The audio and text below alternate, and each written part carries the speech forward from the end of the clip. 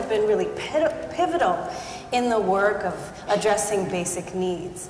Many of you have been at the table addressing basic needs since these conversations started, and you started them on your campuses. So for many of you who've been at the table, thank you for making a meal, metaphorically and literally. And also, for those of you who have not yet been in this conversation, we're welcoming you into the family of addressing basic needs. We are also wanting to make sure you're fully aware that I'm sure you know, the CSU has a basic needs initiative that's led by Dr. Denise Bevely. Hi.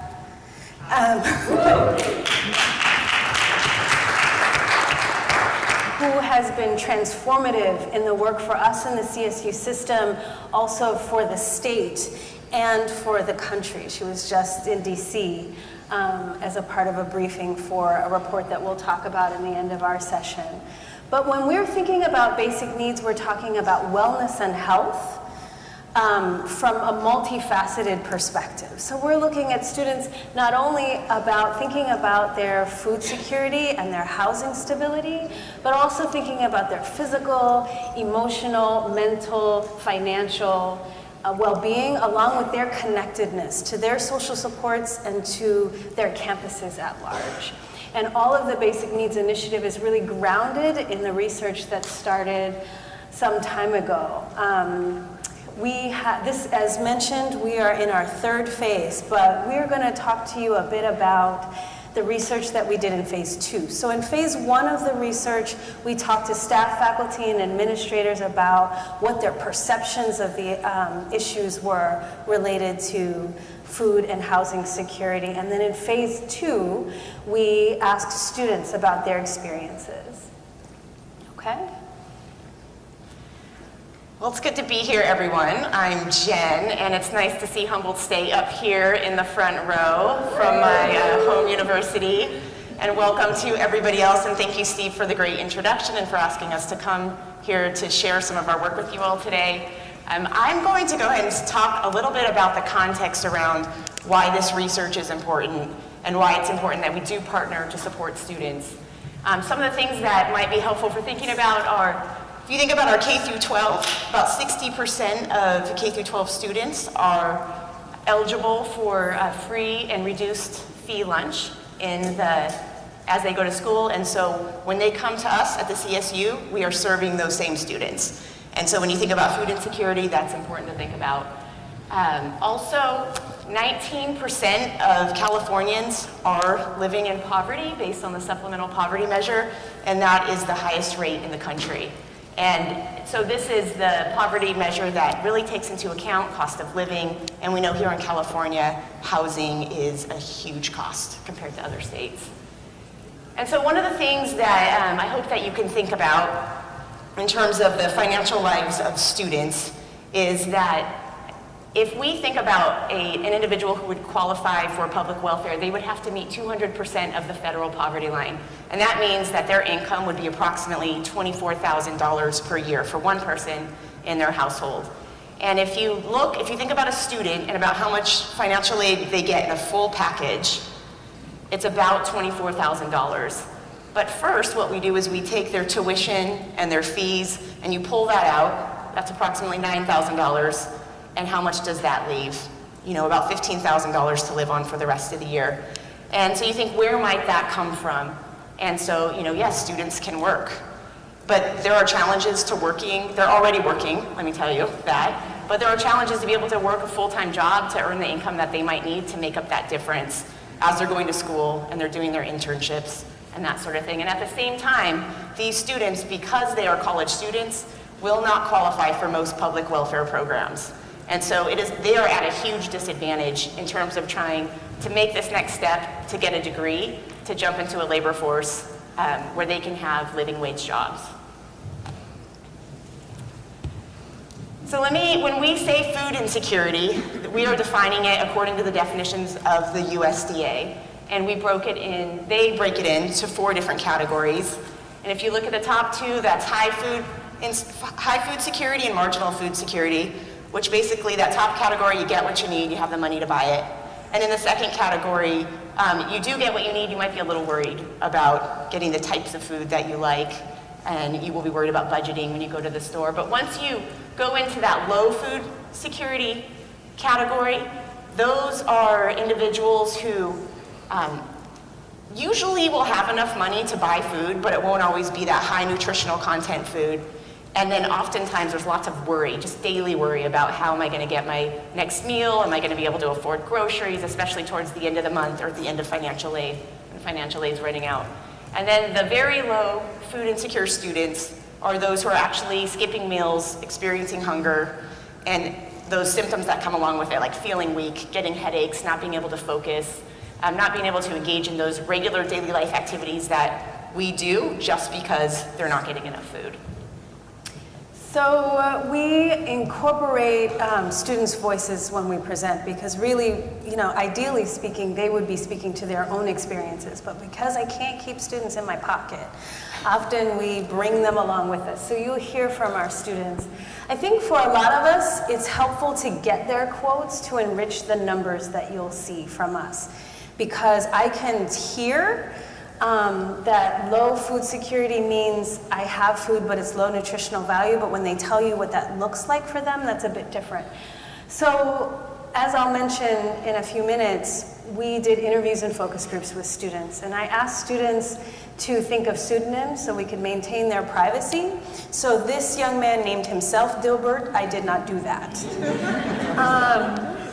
But he was at San Bernardino, not far away, and he said, well, I can afford food, I can't afford great food, but I can afford food. It was tough. So what he would say is, I'm not doing that bad. I'm not doing that bad. It's just that I don't feel hungry, but I don't feel good. I'm eating noodles every day because that's what I can afford, but I'm left feeling unwell, right? And so for a lot of students, that's what it means to be low food secure. For very low food security, we had Tiffany at Long Beach, and she said, basically what I used to eat 3 days out of the week was like Minute Maid and chips, and that'd be it. I wouldn't eat anything else because I didn't have any money. So Tiffany was regularly skipping meals. She said she was doing this in high school, and she couldn't figure out why it was such a problem for her health and well-being in college. Do you have ideas why it would be different for her from high school to college? Now I'm putting you on the spot. What do you think? What changed? She was living at home. That could be it, yeah? Says my sister friend from Long Beach.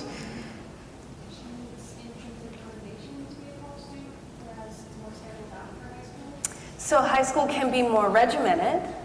So college is a little different.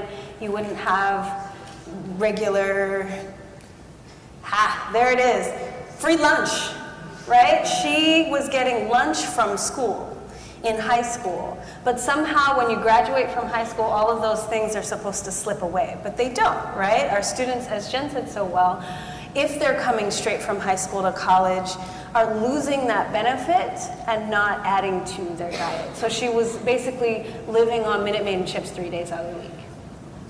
So when we talk about homelessness, a lot of times people have an understanding of what they vision as homelessness.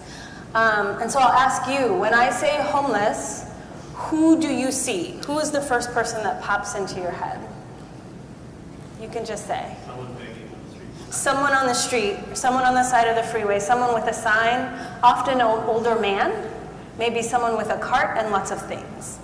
Now that's street living. And some of our students are in fact street living. That is happening for many of our students.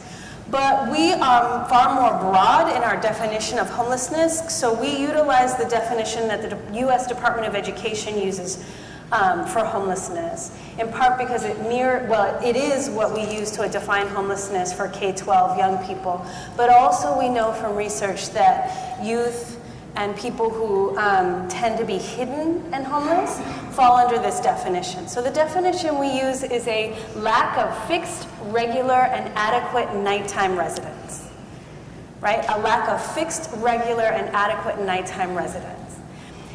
So this, for our students, might mean living in shelters, living in emergency shelters or transitional living, living in cars, parks, doing focus groups all over the state. I learned about students living in barns, in tents, in storage units. But a lot of our students are bouncing from place to place. So they might live in their car a couple days, they might live with their partner for a few days, and then live with an auntie, and then live in their car, and then live with a friend who's letting them crash in a dorm maybe overnight. And we include that because that constant mobility also accumulates into trauma. So that instability becomes a traumatic experience. So because we talk so often about this work, I find myself going from hotel to hotel. And right now, I'm living fat in the Renaissance. It is so nice over there. My goodness. I could stay there forever. AOA. But I find myself getting sort of exhausted by the experience of going from hotel to hotel. I get a little tired, I get a little crunchy, my friends like me less. But I know that I'm gonna have a place to stay. I know that when I go to my hotel room, they're not gonna question me about how long I'm gonna be there. And I also know when I'm done with all that travel, I can go to my home. So imagine if I didn't, right? If you didn't. Like, I'm gonna crash with my friend Jen, and I know she cares about me, but I know that being there off and on is probably a strain on our relationship. And then I'm gonna have to find another place, and another place, and then I'm gonna have to figure out where I'm gonna study. So we take into all of that when we think about homelessness. So Elizabeth from Fresno she said, and so I ended up being homeless for about 4 months, sleeping on friends' couches, staying in my car. So a lot of times when we talk about students dealing with these issues, sometimes people will think, and we're going to talk about this more later, people will think that students are just not managing their money well, right? But Elizabeth had really, she was sharp, and she had outlined all of her budget. She knew exactly how much money she had for financial aid. She had a small contribution from her mother, and she had some savings, and she was working, as many of our students are. But what happened was, she was living in an apartment with some roommates, and they got evicted because the apartment manager decided he could probably get better rent from different renters. He could elevate the rent. And so he kicked them out. So in her tightly budgeted finances, what didn't she have that then end up probably leading to not being able to have the money to find a new place to stay? Emergencies. So first and last month's rent, deposit, any moving expenses. She didn't have any of that in her budget, right? So she ended up living in her car. So we want to talk to you a little bit about the methods behind how we got to talk to so many students. And so what Rashida took the lead on the qualitative, I took the lead on the quantitative, and what we did for the quantitative was to go and work with all the student affairs folks to find out our best ways to reach students through email. And we sent emails to all students on all 23 campuses so that they could have an equal opportunity to participate. And the participation rate was about 5.8% average, but that was very different campus to campus. Yeah. And what we found was that with students there was great representation. And so really when you looked across the demographics and looked across freshmen, sophomore, junior, senior class standing, we had great representation. So Jen was managing all of those surveys to all of our students, and I went and spoke to students at 11 campuses. And we made sure to go to campuses in Northern, Central, and Southern California, urban, rural, and suburban, so we could get a wide variety of student experiences represented. So I'm still a little tired from that. And so what we found at the time was actually quite shocking. It was 41.6%, and so that was the average across all the CSUs. We're experiencing low or very low food insecurity, and so we collapsed those categories down into food insecure and food secure. And so of the food insecure, 20% were low, and so that's that lots of anxiety and eating low nutritional content, and a little over 21% very low. Did I get that backwards? I can't see. Okay. You're right. About half and half. And so what has come up over time, because this was in the end of 2016, beginning of 2017, is lots of studies have come out nationally and really confirming that these numbers are consistent with what we're seeing on many, many other campuses. There was a report that just came out from the Government Accountability Office last week where they looked at research on food security nationwide in about 31 different studies, and they found numbers that were similar. Their average was lower, about 30%, but this is still, it's a big problem. And it's a lot bigger than the national average for regular households, which is about 14%.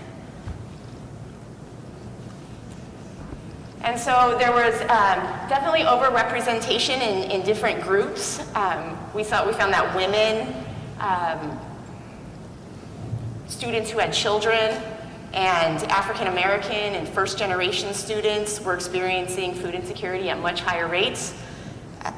Yeah. Yeah. So for homelessness, we found that almost 11% of our students had experienced an incidence of homelessness within the last year. 11%, which is huge.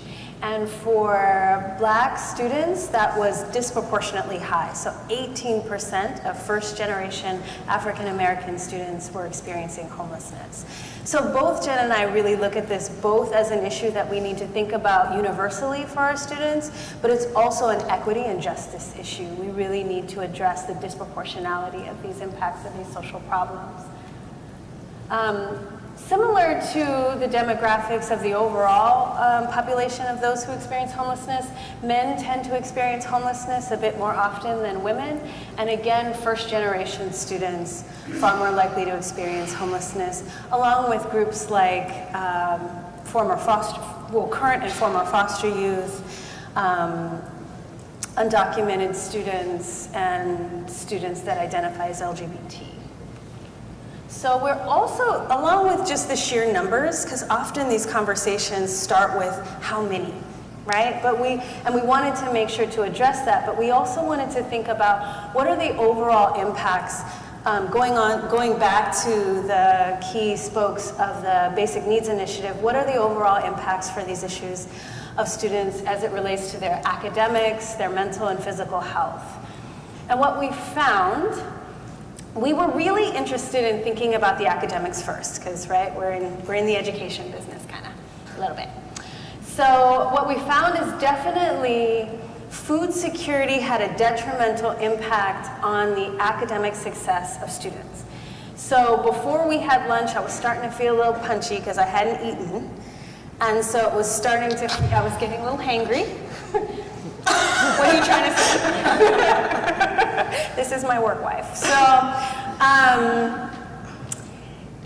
So thinking about having to go take a test or read and learn while I'm hungry, it's just really difficult. And we found that students definitely showed that in their survey results along with their interviews and focus groups. So we found a significant difference between students who were food secure and those who were food insecure. We were expecting a similar gap with students who were experiencing homelessness. We were expecting to find that students who experience homelessness would likely have a huge gap because of some of the things that I've talked about already. But what we found was that there wasn't as much difference in the academic outcomes for students. And so this is why it's incredibly helpful to have both survey and qualitative or interviews and focus groups, because the students can tell us why this might be. So the students are going to talk to us about their food security and how it impacts their education, as well as their homelessness. I would get bananas and I would cut it in half. I'd eat only half in the morning, and then I would wait 5 hours, then eat the other half, just so I have something in my stomach consistently. I would struggle to concentrate for sure, but because that's all I could think about was where my next meal was going to come from. It affects my studying if I don't know where I'm going to go. Where am I studying? Or Am I concentrating on studying because I'm not worried about where I'm going to go? So Susan talked about how difficult it is to think when she doesn't have enough to eat, and Gabrielle talks about how it's really hard to study when she's also trying to think about where she's going to find a place to sleep. Yvette at Cal State LA talked about how a lot of our students who reported having homelessness reported really strong GPAs. And what was interesting is they would say that school is the only stable thing in my life right now. It's what's holding me together, and it's a safe place. It's a sanctuary. So your unions and your spaces around campus are becoming like home. So they'll come on campus as soon as it's open, stay on campus all day long, and then try to find a place to sleep. And so your services are becoming sanctuaries for our students in ways that we may not even be thinking about. So Yvette says, I think just school is the one thing that kept me up. I feel like I would have gotten depressed or something without it. What we are really curious about is that's a lot. Like that's a lot of on time, being on campus, being somewhere. And so one of the things that we don't know is whether or not they graduate. We know that they're being academically successful at the time, but how long can they sustain that if they're having to be somewhere at all times? And so one of the other things that we were looking at, in addition to GPA, which is super important, but when we're thinking about retention and making it to graduation with a degree, is really thinking about like more holistically around student health. And I think the Basic Needs Initiative is doing a good job at partnering with the health and mental health. And you may have heard some of our speakers here. I think Brian Missler did a good job talking about the I Can Help program. It's real. So for students that were experiencing food insecurity and homelessness, we looked at some different health and mental health indicators. And what we found was for students who reported as being both insecure in both of those areas, that they had experienced more negative health and mental health outcomes in the last 30 days that had nearly doubled the days that they'd missed school. So it's a little bit compacted. But basically we said, how many days do you think you missed of school because of your poor mental health or your poor or physical health? And it was almost double the days. And so if you think about students and being able to attend class and what you may miss or not miss, not only is it like content, but it's also networking. It's also hearing about opportunities for scholarships, or if we're going to grad school, or for events that might be going on that night, making friends, belonging, clubs, sports. That's like where students come together. And also the main space where they interact with faculty. Some students can be invisible on campus, and faculty may be that only campus person that they're interacting with. And so it's critical that not only just for their GPAs, but when we're thinking for their overall health. And so as we work together, with auxiliaries, with campus supports, we're hoping that we'll see a big impact in these areas as well. Canned foods just don't do it. Yesterday, all of a sudden, I started with these tremors in my arms. Nutrition. Just not enough time, not enough money. It's hard to concentrate. You're exhausted. You couldn't read a book. You fall asleep. It's not easy, even in class. So Bernard from San Francisco is low food secure, right? So he's got food, but it's not good food, and it's having physical repercussions and resulting in the kinds of missed days that Jen is talking about. So some of the challenges, some of the pushback that we hear a lot, not as much now, but I think more when we started doing this research is, students, the reason they don't have money to buy food or for a place to live is really because they're blowing their money on all sorts of things, or maybe they don't know how to budget. And so that was one of the questions that we wanted to ask students. And so what we found, like the big one, which is kind of a no-duh to me, coming from a background where I didn't have a lot of money, is that you don't have enough money to buy food because you don't have enough money. And there were some students that did report having some confusion about bills, about a little over 17%. And so I do think that there are definitely opportunities to do financial literacy training, but I think what we should be thinking about is like even bigger picture is how do we prepare students to be financially healthy as they move through college, so it prepares them to launch into some of those, bigger financial investments that they may have in like a car or a house or savings for a future or retirement. And so I think that's part of our job here at the CSU, but it will also help with thinking about budgeting, thinking about where are the best places to buy food, how can you cook food that's nutritious and cheap that you like. And so CalFresh is something that California is doing really well, something that the CSU is doing really well, is having CalFresh outreach on campus. And so this is... Do you want to talk about what CalFresh is? What I was about to explain. So CalFresh is what was formerly known as food stamps. And so it's where students, they get their benefits and they can go and they can, buy food that they can prepare at home. And they get $100 up to like $500 depending on how large their household is. And so we're doing outreach here in California, and it's great. We're modeling it for other states. But still, we have very low participation as of 2016, 2017. And also, what we found is that the eligibility requirements for students to be able to qualify for CalFresh are confusing. There are federal regulations, there are state regulations, and we can be a little more flexible at the state. And so because of that, there's confusion among students and people doing outreach and the counties about what it looks like for a student to qualify. And so that is making it so many students who could actually get this great benefit aren't. And so Rashida's going to talk about why this is important for some students. I don't remember how much I got a month, but that was the only semester in college I've ever made the dean's list. I was getting healthy food. When I think about money problems, obviously it consumes you. I was getting nutrition, I was getting the energy, I was awake and eating breakfast every morning. It made a difference. Yeah, I think she says it, right? So I won't say anything else. And so there is a basic needs website that has come out of the Chancellor's office, and thanks much to Denise Bevely. And if you go onto the website, and we'll give you the website address at the end here, there is a page for faculty and staff resources. And some of what you can find on there's some different ways that campuses, I think specifically dining services, can tap into the federal benefits for EBT and for restaurant meals program.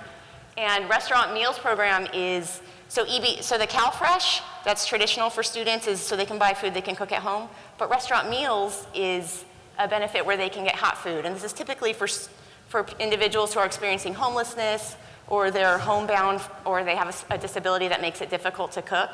And so in the past, counties had to be restaurant meals certified for a campus or restaurants to be able to take this benefit.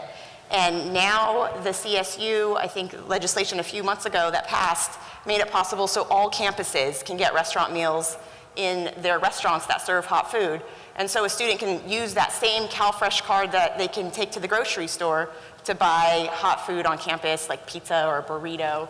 And so it's an incredible benefit, especially for those students who don't have a place to cook and prepare food. So getting access for those cards where students can use CalFresh or EBT can be a little bit of a tricky process. And so these tip sheets have been created, I think Dave Nakamura from Humboldt State and Betsy from Corrigan from CSUN help put these together to, if as a campus or an auxiliary, you want to walk through the process of getting this on your campus. So please know that even with us standing up here, we cannot read these slides. We know this, but they are available to you on the Basic Needs Initiative website, as you said. Yes.